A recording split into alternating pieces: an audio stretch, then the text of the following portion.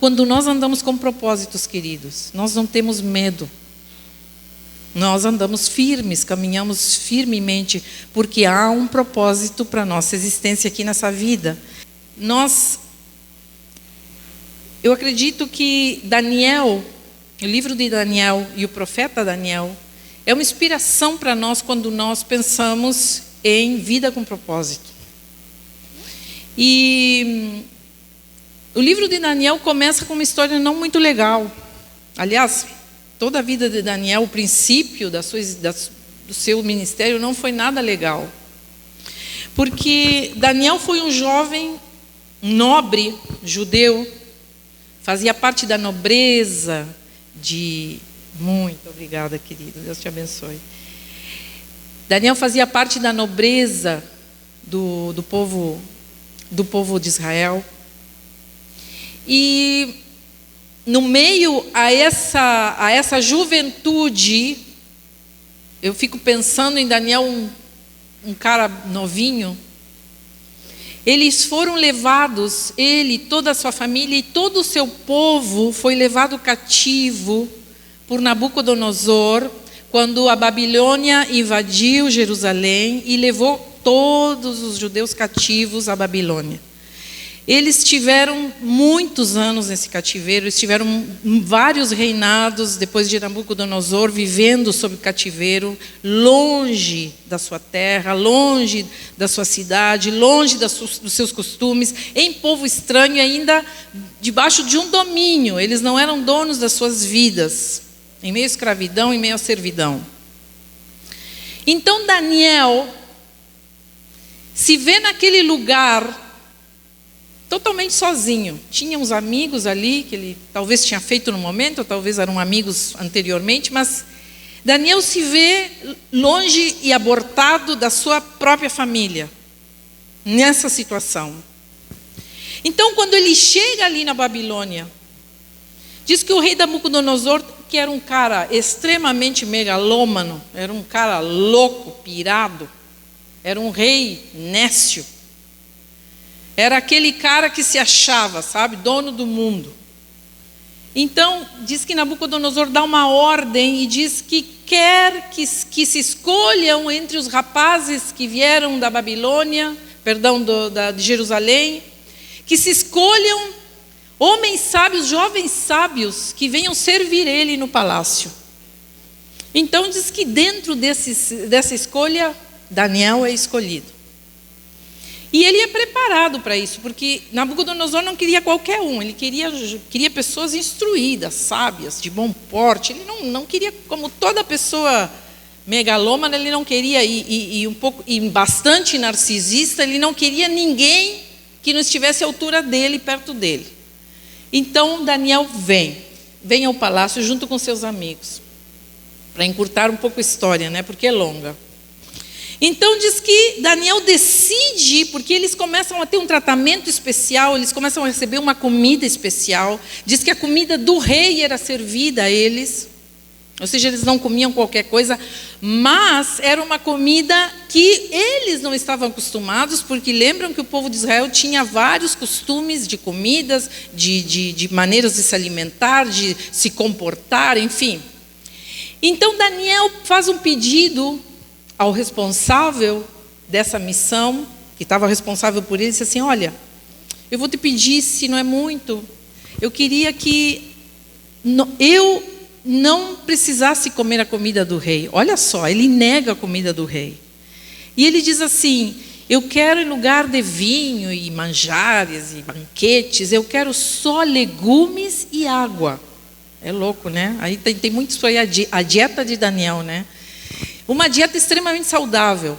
E o responsável diz assim: mas o rei não pode saber disso. Se eu souber disso, ele me mata. E ele disse assim: não, faz uma prova. Se durante 2 semanas tu vê que a gente não está bem comendo isso, então nós vamos comer a comida do rei. E diz a Bíblia que Daniel achou graça aos olhos do responsável por eles. Olha que maravilhoso é Deus. Porque Daniel era um menino com propósitos. Daniel era um menino totalmente consagrado a Deus. Então diz que essa comida, diz que quando o responsável foi ver, ele disse que eles estavam até mais viçosos que os outros que comiam a comida do rei. Diz que eles estavam, ele e os amigos dele, bem, imagina, cabelo brilhoso, pele radiante, bom porte, com o peso ideal e ágil mentalmente. Então ele disse, não, vamos seguir adiante. Então, no meio disso, Nabucodonosor tem um sonho que intrigou muito ele. Eu não vou dar detalhes desse sonho, mas o sonho falava sobre a queda da Babilônia como império. Mas ele não entendeu nada, ele sonhou aquilo, mas ele chama os sábios, diz assim, todos aqueles que ele tinha escolhido como sábios, diz assim, olha só, eu sonhei uma coisa, eu quero que vocês digam o que eu sonhei. Quero que vocês adivinhem o que eu sonhei. Eu não vou contar o sonho, porque eu quero que vocês interpretem os sonhos. Todo mundo ficou apavorado. Ele disse, se vocês não fizerem isso agora, eu vou mandar matar todos vocês. Esse era o Nabucodonosor, uma bênção. E eles começam a entrar em pânico. Todos entram, mas como nós vamos interpretar um sonho que não sabemos? Ele tem que contar o sonho. Não vou contar, vocês que se virem. Então diz que ninguém sabia o que dizer. Então, vocês não sabem nada? Então vão morrer todos, podem matar todos. E diz que o responsável, quando vai levando eles para o final da história, Daniel diz assim, só um pouquinho, eu tenho uma saída, calma, houve um equívoco. Então ele diz assim, calma, para um pouquinho, me dá um tempo. Me dá um tempo, porque eu sirvo a um Deus que pode me revelar o que o rei sonhou. Então, o responsável diz assim, bom, vamos dar então um tempo, disse o rei, tudo bem, vamos dar um tempo. E Daniel então pega aquele tempo, se atira no chão, Senhor, tu tem que me revelar, apavorado também. Tu tem que me revelar. Então, ele clama e clama. E o Senhor, durante uma noite, faz que Daniel sonhe o sonho de Nabucodonosor e dá a interpretação para ele. Eu me arrepio falando essa história, porque é muita coisa acontecendo para uma pessoa só. Então Daniel se levanta no outro dia e diz, Deus me revelou. Meu Deus me revelou. E ele vai perante o rei e começa a contar o sonho que Nabucodonosor, tu sonhou isso. Nabucodonosor começa a ficar com o olho regalado, porque aí ele vê que há ali algo especial. Ali sim ele vê que há alguma coisa a mais que um ser humano sábio. E começa a dizer, e ele começa a ficar deslumbrado com Daniel. E Daniel então reinterpreta o sonho, e quer dizer, o teu sonho quer dizer isso, que a Babilônia, se tu não construir o teu reino direito, tu não haverá mais reino nos próximos sucessores. Então, Daniel, em meio a isso, ele diz assim, pode colocar o slide, Vitória, diz assim, Daniel 2:23, diz assim, eu te agradeço e te louvo, ó Deus de meus antepassados, pois me deste sabedoria e força.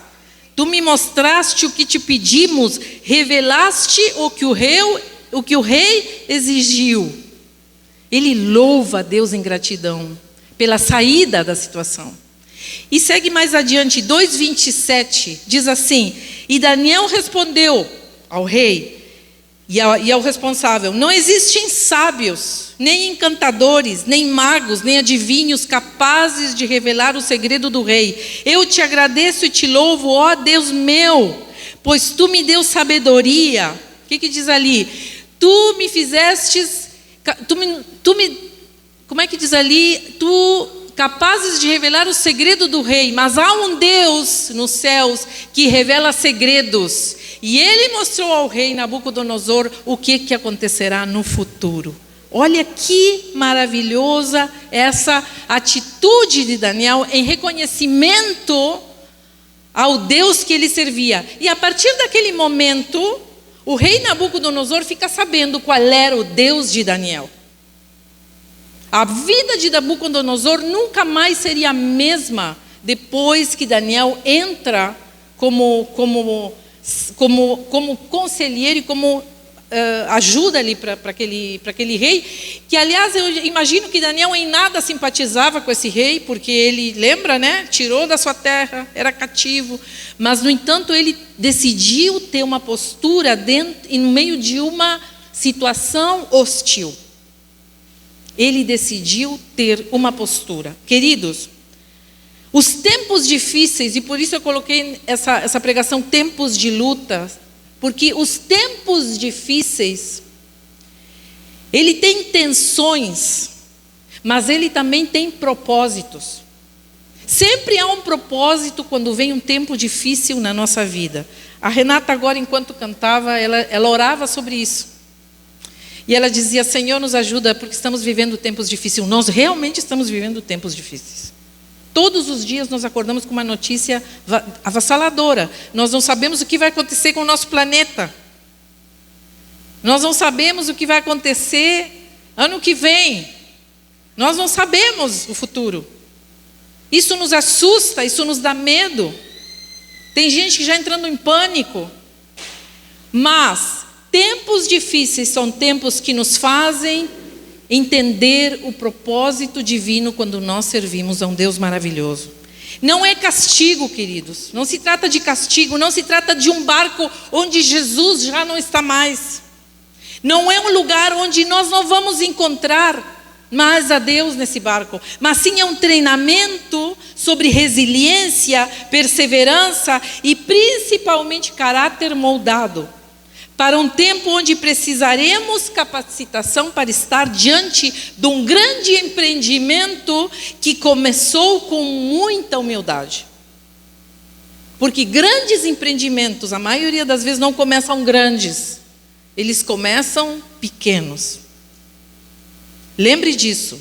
Daniel começou ali num momento hostil. O que Deus fez com Daniel durante o reinado de Nabucodonosor e durante os outros que chegaram depois de Nabucodonosor, Daniel continuou o seu ministério e ele se tornou uma das pessoas principais do reino naquele lugar. Deus elevou a condição de Daniel. Deus colocou Daniel de escravo, uma pessoa importante, sendo uma fonte influenciadora sobre o rei, sobre pessoas que estavam para ser, que dominavam e não para ser dominadas. Daniel começa a ser influência na mente de Nabucodonosor, que nem goteira. E Deus começa a usar a vida de Daniel.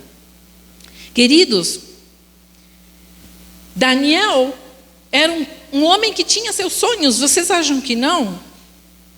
Ele tinha seus sonhos, eu acredito, como todo jovem.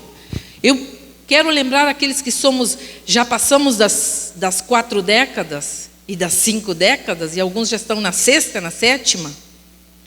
Vocês lembram quando nós éramos jovens? Você lembra quando você é jovem? Foi jovem? Você não era um sonhador? Você não tinha seus sonhos? Você não sonhava com seu pretendente, com sua família, com um bom emprego, com um lugar de destaque? Um dia eu vou ser isso, vou ser aquilo. Um dia eu vou sair dessa cidade, eu vou para lá, você está aqui ainda. Você que ainda é jovem, tu que ainda és jovem. Eu acredito que todos aqui têm sonhos. Todos sonham alguma coisa, nem que seja pequena, mas têm sonhos.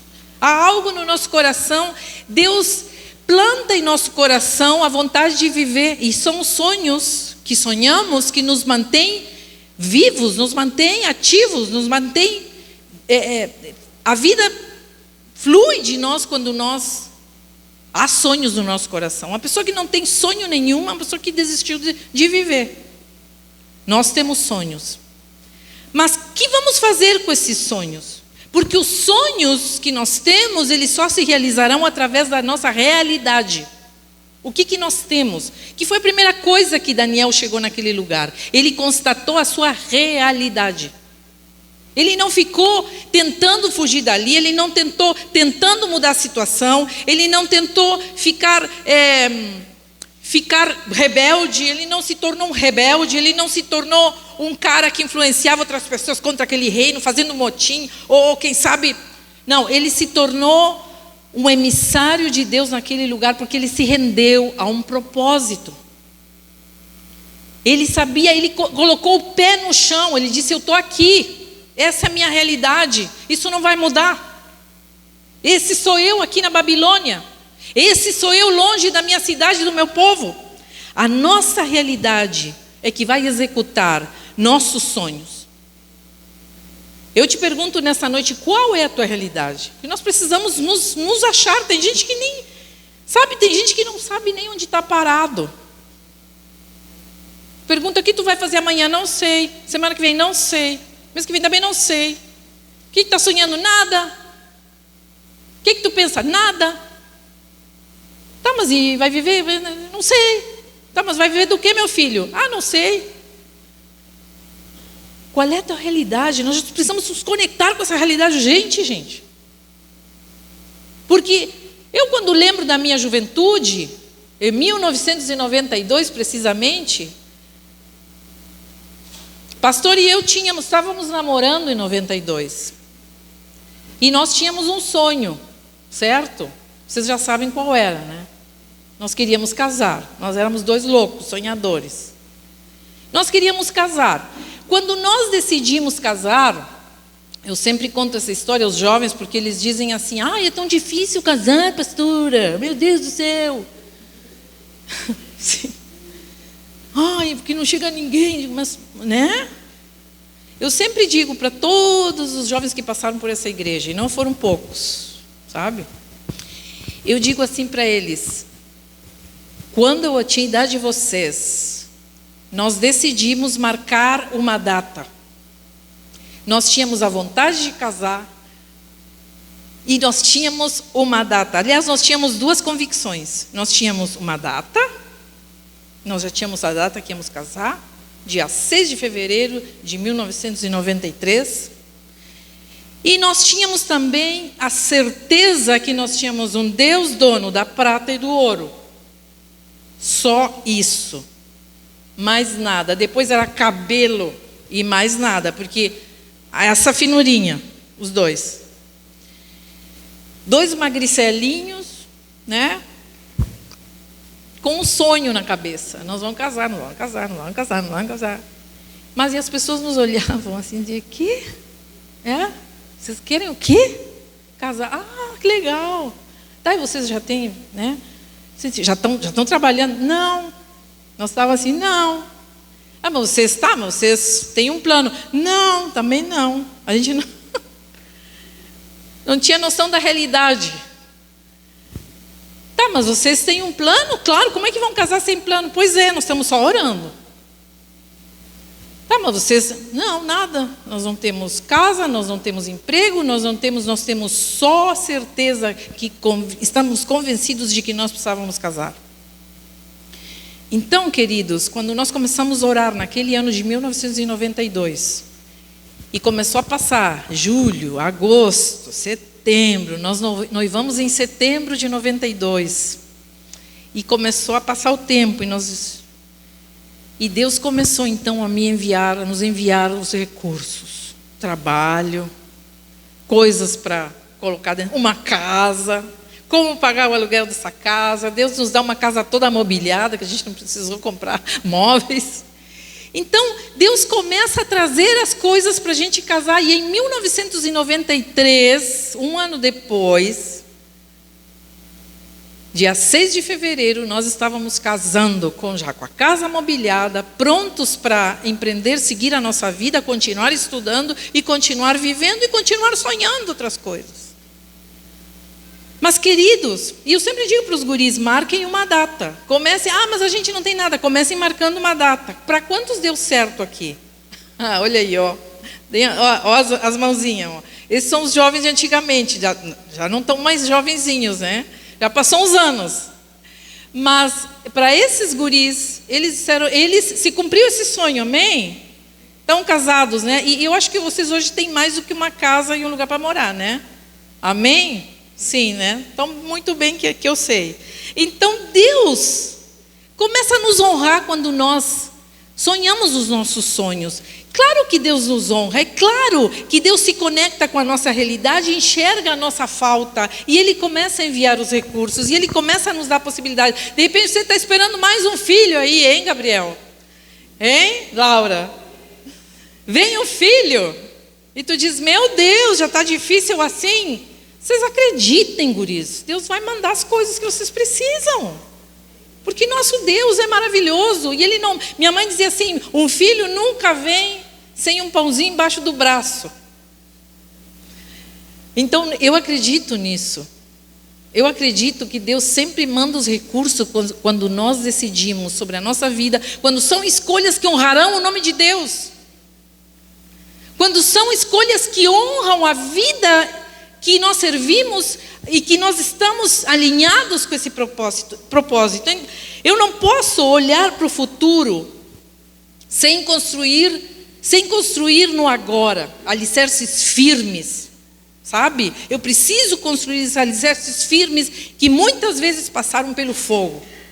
Então, minha realidade, claro que nós tivemos dificuldades, é claro que não foi fácil. Eu não estou falando aqui que foi tudo assim, foi difícil. Muitas vezes choramos, muitas vezes pensamos, fizemos uma loucura, o que fizemos? Mas em todas as vezes Deus honrava a sua palavra, e Ele nos dava aquele ânimo, e nós continuávamos adiante. Não existem atalhos, queridos, nós precisamos, como diz o uruguaio, lá na minha pátria se fala assim, pagar derecho de piso. Sabe o que quer dizer isso? Quando nós queremos, então, estamos dentro de um propósito e de um alvo, nós precisamos pagar o direito a estar parados onde nós estamos. Derecho de piso. Eu tenho direito de estar plantado nesse lugar. Nós precisamos pagar esse preço, porque senão nós nunca vamos construir nada. Porque, queridos, novidades são muito boas. Tem gente que adora novidade, né, na sua vida. Eu gosto de novidade. Mas novidades, se elas não são alicerçadas, se novidades não são alicerçadas, elas passam. E você vai precisar de mais uma novidade, mais outra, e você vai viver só de novidade sem construir absolutamente nada. Novidades são boas, mas elas, se não são alicerçadas, elas não constroem um futuro. Então, qual é a nossa realidade? Porque nossa realidade construirá os nossos sonhos. Onde estamos parados? Quais são os nossos planos? Com quem estamos conectados? O que queremos fazer nessa vida? Nós precisamos ter claro essas coisas, andar com propósitos. Nós não podemos ser amebas que andam pela vida levadas pelo vento. Deixa a vida me levar, a vida leva eu, aí nós vamos indo. Nós precisamos ter um alvo, um propósito. Porque Daniel foi esse homem assim. Ele não sabia onde estava parado, mas logo ele soube onde estava parado. Ele disse, bom, é aqui que eu vou construir. É nesse chão. Mesmo que eu não saiba como vai ser, eu vou servir esse Deus, continuar servindo meu Deus aqui nesse lugar. Então, a segunda coisa que também Daniel nos ensina é que nossos sonhos estão alinhados aos sonhos de Deus. Eles precisam estar alinhados. Então é a pergunta que eu te faço nessa noite. Teus sonhos estão alinhados aos sonhos de Deus?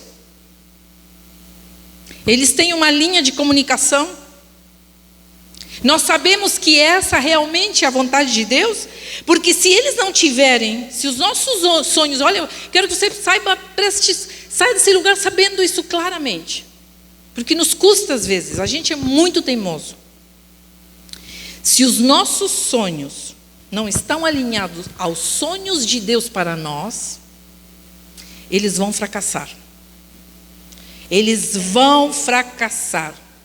Porque eles não estão dentro da vontade de Deus. Nós vamos planejar, nós vamos sonhar, nós vamos batalhar, nós vamos perder as forças, nós vamos cansar, nós vamos correr atrás, nós vamos andar em círculos, nós vamos recomeçar de novo, e nós vamos recomeçar mais uma vez, e nós vamos andar muito, e vão passar os anos, e você vai vendo passar a sua juventude, e nós vamos vendo passar a vida, e nós chegamos lá nos 50 e olhamos para trás e dizemos assim, o que eu construí até aqui, meu Deus? O que eu fiz com a minha vida? Então nós chegamos numa idade quando nós estamos fora dos sonhos de Deus, e nós chegamos a nos arrepender das coisas que decidimos para nós. Porque são coisas que nos fazem sofrer, porque são coisas que não foram planejadas num propósito. Agora, queridos, sempre há tempo quando nós estamos em Deus. Deus sempre nos dá outras oportunidades, outras segundas chances. Mas os nossos sonhos precisam estar alinhados aos sonhos de Deus. É na morte de um sonho nosso. É na morte de um sonho nosso que Deus se revela a nós. Às vezes nós estamos sonhando algo e não dá em nada. E a gente fica triste, a gente fica arrasado, a gente perde a esperança, a gente chora, a gente se lamenta. Mas aí é que Deus começa a se manifestar. Quando um sonho nosso morre e não vai à frente, se pergunte. Eu sempre digo assim: Senhor, obrigado por me livrar. Isso não vinha de ti. Eu não perco tempo. Ah, não deu. Não deu, que bom. Sabe? Eu não fico, ai, não deu. Meu Deus, e agora? Ai, aquele carro, ai, aquela pessoa, Senhor. Ai, aquele ministério, ai, aquela chance de ser feliz. Sabe o que eu digo? Ah, coisa boa, foi tarde. Não era de Deus. Se Deus tirou da minha vida isso de alguma... Mas como que não ia ser de Deus? Não era. Horas. Porque Deus não vai tirar da tua vida algo que é dentro do propósito dele. Na morte de um sonho, Deus se revela a nós, bem de perto. É uma doença. Na morte da saúde, quando nós vemos a doença chegando, Deus se revela a nós. Numa infertilidade, numa gravidez que não chega, Deus se revela a nós. Numa quebra financeira, os sonhos quebrados, Deus se revela a nós. Ele está ali, Ele quer nos ensinar como sair disso. Ele quer nos dizer que Ele está nos sustentando e que Ele é Deus em todas as situações. Num divórcio, num sonho que termina e que a gente tinha tanta esperança de dar certo, Deus se revela a nós, bem de perto. Nos dando outras chances, nos dando outras oportunidades. Quando nós começamos a obra aqui em Pelotas, nesse lugar, até ontem nós estávamos no aniversário ali do seu Zé, nós estávamos conversando isso com as meninas, porque quando nós olhamos as fotos, esse lugar é muito humilde, ele não tem luxo, ele não tem nada assim especial, ele só é um lugar, porque a gente sempre teve isso claro, lugar de reunião é lugar onde as pessoas se reúnem e deu. Não precisa muita coisa. Nós não precisamos telões de... né? Nós não precisamos muita coisa. Tá bom, tá fresquinho, não está passando calor, tá bom. Não está chovendo, tá beleza. A gente não se acomoda, mas a gente vive em contentamento. Então, quando nós chegamos a esse lugar, era um lugar extremamente hostil.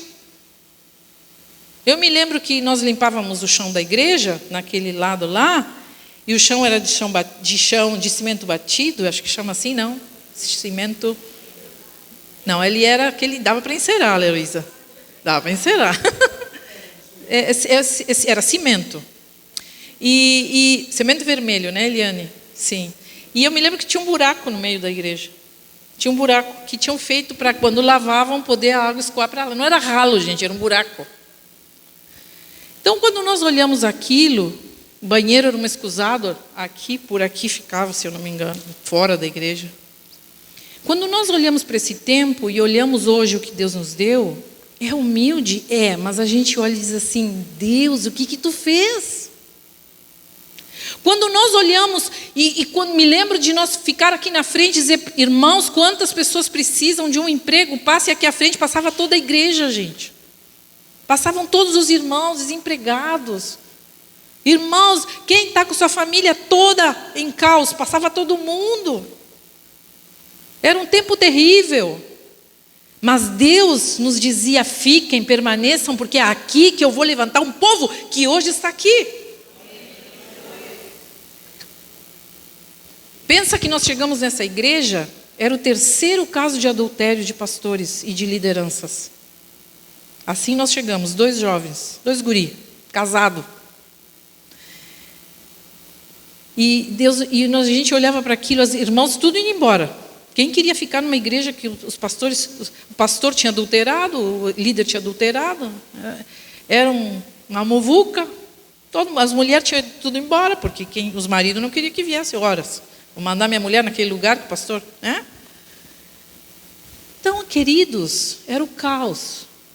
Mas nós tínhamos um sonho alinhado à vontade de Deus. E todas as vezes que a gente quis desistir, Deus dizia assim, fiquem, Fabiano um dia se levantou de manhã e disse assim: eu vou procurar um emprego. Eu vou fazer qualquer coisa, mas eu não fico aqui. Não vou ficar aqui. E ele saiu uma manhã. E ele, antes de sair a procurar, a largar currículo e a procurar alguma coisa, ele tinha uma reunião de pastores. Muitos pastores naquela reunião. E ele se sentou no meio daquele monte de pastor, ninguém conhecia ele. De repente vem um pastor que não conhecia ele e diz assim: Deus está te dizendo que tu não saias do lugar que tu estás. Não é para sair buscar emprego. Não é para fazer outra coisa, porque eu te chamei cuidar as ovelhas. E é aí que tu vai ficar. Fabiano voltou para casa e disse assim: Deus me falou tal coisa. Desmanchado, chorando. Queridos, quando os nossos sonhos estão alinhados com Deus, é difícil? Está chorado? Mas Deus vai construindo um tijolo após o outro, alicerçando os sonhos que nós temos. Queridos, nós precisamos confiar nisso, porque não podemos controlar o que nos acontece, mas podemos sim controlar como reagiremos com aquilo que nos acontece. E foi isso que Daniel fez. Ele não podia com aquela situação, não era sua escolha, mas ele teve uma reação diante de uma situação. Ele sabia que precisava permanecer firme em Deus, era a única certeza que ele tinha. Daniel também nos ensina aqui a terceira pergunta e a última que eu te faço nessa noite. Quem nos tornaremos depois de sermos livrados da fornalha? Que os caras ficam olhando ali de fora a fornalha, eles lá dentro dizem: mas não jogamos 3 homens? Sim. Não, mas tem 4 lá. Quem é aquele quarto que está lá passeando com eles? O Deus dos céus tinha mandado um mensageiro. E esse Deus que nós servimos, o Deus de Daniel é o mesmo nosso, irmãos. Isso aqui não é positivismo. Isso é fé. E se nós não somos um povo de fé, queridos, então nós estamos nos entretendo aqui num lugar legal. Onde eu vou todo domingo, eu vi uma coisa boa para mim que eu preciso. Amados, nós precisamos dar passos de fé em momentos difíceis. Nós precisamos acreditar nas promessas de Deus para nós. Porque quando a prova, quando os dias são de lutas, mas vai chegar uma hora que nós vamos sair desses dias de lutas e as bênçãos começam a vir. Mas a pergunta que eu te faço nessa noite, se nós estamos preparados, quem nos tornaremos depois que sairemos da fornalha? Diz que nem o cheiro nas roupas deles era de fumaça. Sabe? Saíram cheirando a Downy. Então pensa em esse Deus maravilhoso. Porque é no tempo da abundância que o nosso caráter se revela, se mostrará. Não é que as situações nos mudam. Às vezes a gente diz assim: esse aqui chegou lá, o dinheiro fez a cabeça, o poder fez a... Não. As circunstâncias revelam quem nós somos. Isso está dentro de nós. O processo sempre revela a nossa essência. O processo sempre revelará quem nós somos. Então não se engane. Essa essência já está dentro de ti. E Deus conhece a tua essência. A tua e a minha. O dom que temos nos apresenta, mas o caráter nos revela. Certo? O dom nos abre portas. Legal quando as portas se abrem, nos chamam para servir a Deus, porque reconhecem em nós o nosso dom, mas o caráter é que nos faz permanecer e que as pessoas sigam nos reconhecendo. Os dons são muito aplaudidos, mas o caráter tu entregas e produzes dentro de ti algo que nós produzimos. Não é algo que nasce, é algo que nós trabalhamos. O poder não está no dom. O poder de Deus não está no dom. Não está no microfone, não está nos holofotes, não está nas plataformas, não está nos números de seguidores que nós temos na internet e nem nos cargos que nós temos dentro da igreja. O poder não está nisso. O poder está em uma vida de caráter íntegro, puro, santo, simples. Integralmente vivido nos bastidores da nossa vida. lá na nossa casa, lá no nosso quarto, lá no nosso devocional, quem nós somos, queridos. Porque é isso que Deus definitivamente vê em nós. Não é aquilo que os irmãos veem aqui. É aquilo que nós somos quando passamos por essa porta. É muito bonitinho. Você me vê aqui todo domingo, você não me vê. Se você me vê durante a semana, não vai me reconhecer. Não sou a mesma. Alguém chegou lá em casa, me olhou e disse: pastora, é tu? Sim, sou eu. Porque é bonitinho aqui, mas essa não é a nossa vida. A nossa vida não acontece aqui dentro da igreja, ela acontece lá fora. Ela acontece com as pessoas que nós tratamos, ela acontece com as pessoas que nós conversamos, ela acontece com as pessoas que nós vivemos e convivemos. Então não há como se esconder de quem nós somos. Mais cedo ou mais tarde, nossa caminhada fará questão de revelar quem somos e como nos comportamos diante das situações. A terra, esse mundo, procura os dons, mas o céu procura obreiros com caráter aprovado. Então não construa uma história pautada apenas naquilo que podem ver, tá? Seja aquilo que ninguém vê. Seja aquilo diante de Deus. Então a pergunta número 1 que eu quero terminar é: quem somos quando não temos? Quem nós somos? E segundo, quem será que nos tornaremos quando tenhamos? Essa é a questão. Disso se trata a vida. Porque talvez a resposta dessa segunda pergunta, quem nos tornaremos quando tenhamos, seja o motivo pelo qual Deus não permite que tu realizes teu sonho. Porque Ele sabe quem tu te tornarás depois que tu tenhas o sonho nas tuas mãos, concretizado. Porque Deus te vê lá na tua casa, no íntimo, no teu coração. Ele te enxerga e diz: não vai dar certo. Por isso, quando as coisas vão embora de mim, eu agradeço a Deus, diz: obrigado, Senhor. Isso me tiraria do teu propósito, isso me faria voltar a ser aquela megera indomada. Nos tira do propósito de Deus. Eu já vi muita gente aqui que chegou perdendo os pedaços por essa porta, literalmente perdendo os pedaços. Pastora, minha vida está destruída, minha casa, minha família, eu não tenho nem como sustentar. Precisaram ser ajudadas com ação social. Nós ajudamos aqui pessoas com rancho. Glória a Deus que a igreja pode fazer isso, os irmãos podem fazer isso, nós podemos fazer isso. Tem pessoas que chegaram aqui assim, dependendo de um rancho da igreja para sobreviver durante o mês. Muita gente passou por aqui.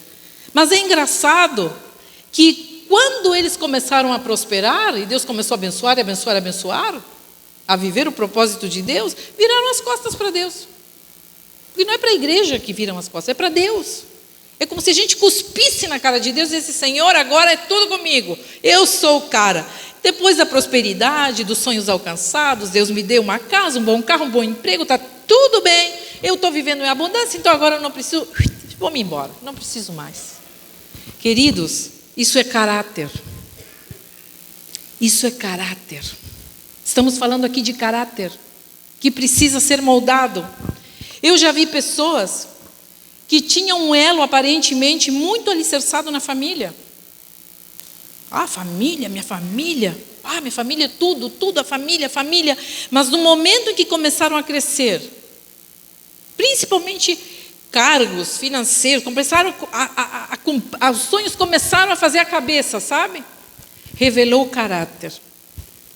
Então esquecem do lugar onde saíram. Que nem lembram mais de onde nasceu. Não, eu nem sei quem é aquela gente. Aquela gente lá, minha família, não quero nem saber. Esquecem de onde saíram. Esquecem dos humildes começos.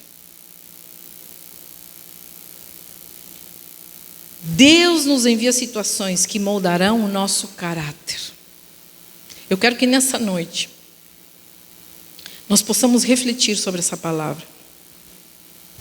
Porque uma das coisas que nós precisamos quando começamos a sonhar os sonhos de Deus é o nosso coração fique em modo gratidão. Nós temos uma gratidão tão grande a Deus pelas pequenas coisas, pelas grandes coisas, pelas coisas que vamos conquistando, pelas coisas que não são tão boas. A gente agradece igual, diz: Senhor, Tu está me mandando essa prova e eu vou passar ela com nota 10, Senhor. Eu vou aguentar firme. Eu vou entender o propósito que essa prova tem para mim. Querido, não tente pular as etapas. Não tente fazer atalhos. Porque sabe quando eu já fiz atalhos. Falo como quem já fez. Eu já tentei fazer atalhos. Esses atalhos, sabe o que nós vamos fazer? A gente se perde, daqui a pouco nós voltamos a estaca zero. Voltamos aqui. O atalho nos tira e ainda nem sequer voltamos para o lugar que estávamos.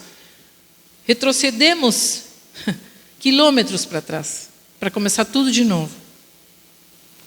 Eu te convido nessa noite a que nós possamos, assim como Daniel fez, porque Daniel se manteve firme em todos os reinados e os sucessores de Nabucodonosor. Daniel era um homem de Deus, com influência num reino hostil. E ali ele construiu a sua vida, e aí Deus usou Daniel naquele povo. Eu quero que nessa noite a gente feche os nossos olhos. Nós queremos terminar com uma oração nessa noite. Queremos terminar com uma oração específica, porque Deus colocou essa palavra no meu coração, porque existem aqui pessoas que têm milhares, que têm infinidade de sonhos, que sonham, que desejam, que querem sua vida mudar, que querem ver as coisas mudando, que querem ver outra coisa, que estão doídas, que estão sofrendo, porque acham que os seus sonhos foram quebrados. Mas nessa noite eu quero te dizer, não como uma palavra positiva, não é positivismo, eu não sou coaching. Estou pregando a palavra para ti, dizendo que Deus quer mudar a tua realidade. Mas há um porém, tu precisas te alinhar aos sonhos de Deus e deixar os teus sonhos morrerem. Às vezes é importante isso. Considere que Deus talvez esteja te livrando de coisas horríveis, que vão te fazer sofrer. Um relacionamento que termina.